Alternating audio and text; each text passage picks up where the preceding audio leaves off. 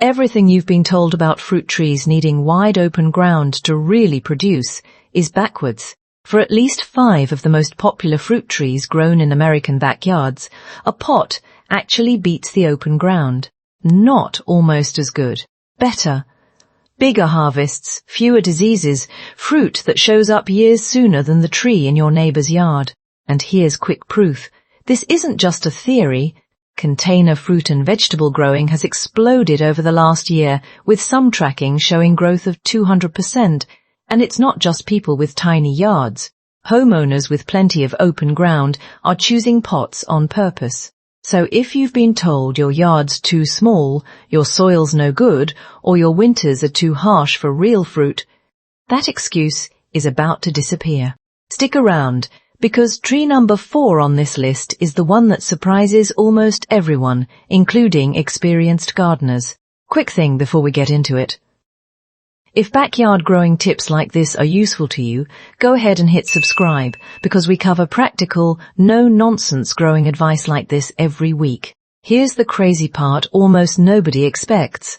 A tree in open ground spends most of its energy building roots and wood, chasing water and nitrogen outward, and fruit is almost an afterthought.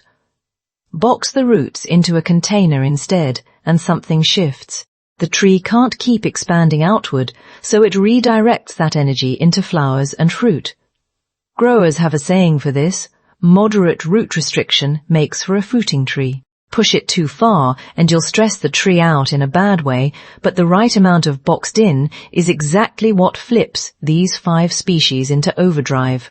Let's start with the one you've probably tried and given up on. If you've ever grown a fig tree in the ground, you know the frustration. It shoots up fast, throws out long bare branches, and takes years before it gives you more than a handful of fruit.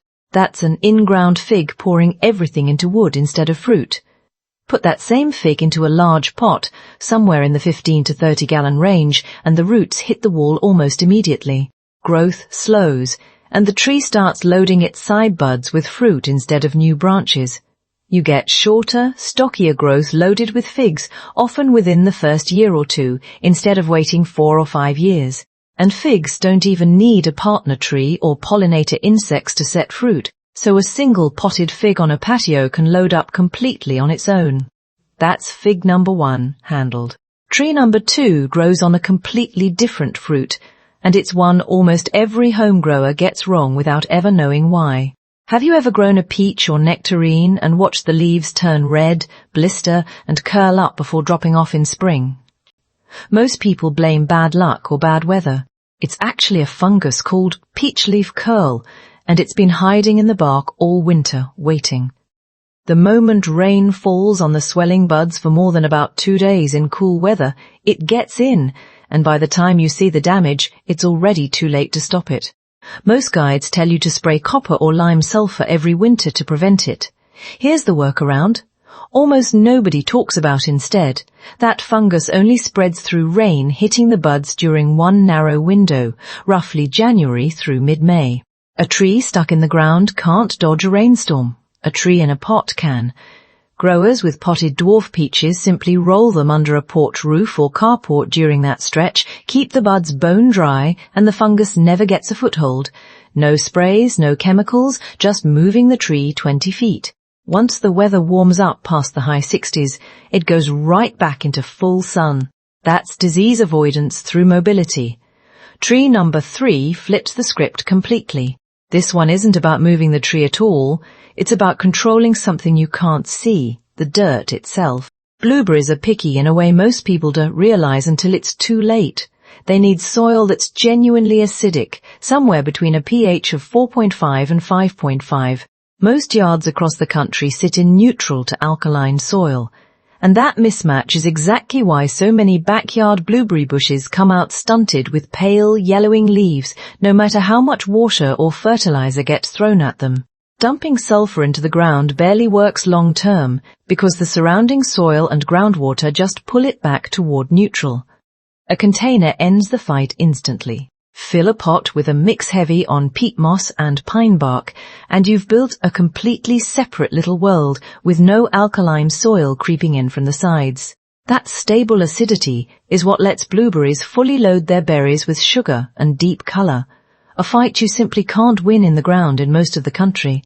Alright, here's tree number 4, the one I mentioned at the start, the one that surprises almost everyone, including gardeners who've been growing for decades. Picture this. It's January in Michigan. Snow is stacked against the window, and someone is standing in their living room picking ripe lemons off a tree. That's not a greenhouse fantasy. That's a potted citrus tree. Lemons, limes, mandarins, all of it, in-ground citrus only survives in the warmest strip of the country, because one hard freeze reaches all the way down and kills the trunk tissue outright. But a potted citrus tree has an escape route most people never think to use. Through spring and summer, it soaks up heat somewhere bright, like a sunny patio. The second a freeze is forecast, the whole pot gets carried indoors to a sunroom or a bright window until the cold passes. That single ability, walking a tree indoors like a piece of furniture, is the entire difference between citrus surviving winter or dying in it. It's the reason gardeners in places that regularly see snow are still harvesting fruit in the dead of winter.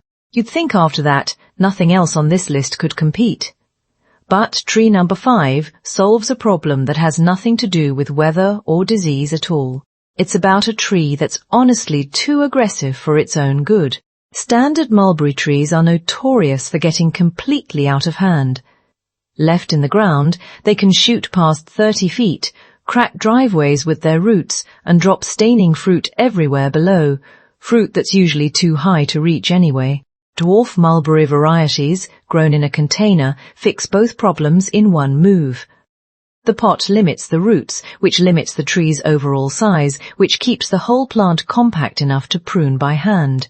And because everything stays within arm's reach, you can actually net the tree to keep birds from stripping the berries before you get to them, something that's basically impossible on a 30-foot tree in the yard.